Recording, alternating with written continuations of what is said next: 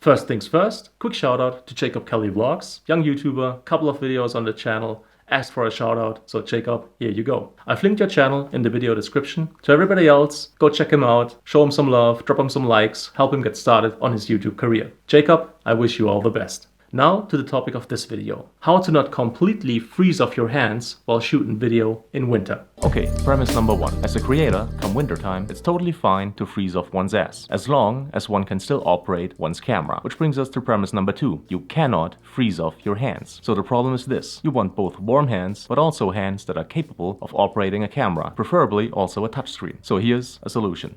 And they're called electrostatic discharge gloves, or ESD gloves for short.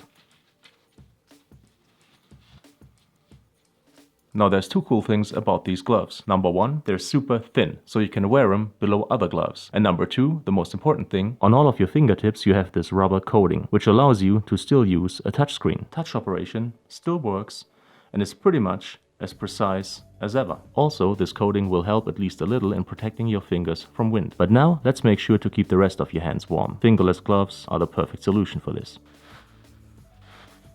Now obviously personal aesthetic preference plays a huge role in deciding what gloves to get, but basically, as you know by now, the idea is to use fingerless gloves, and below the fingerless gloves use electrostatic discharge gloves, for short ESD gloves, to get protection from the cold weather but still be able to operate your camera. So as of now, at least to me, this seems to be a very good solution to the problem. Using warm fingerless gloves to keep the larger parts of your hands protected from the cold, in combination with ESD gloves that still allow you to operate your camera's buttons, and of course, its touchscreen.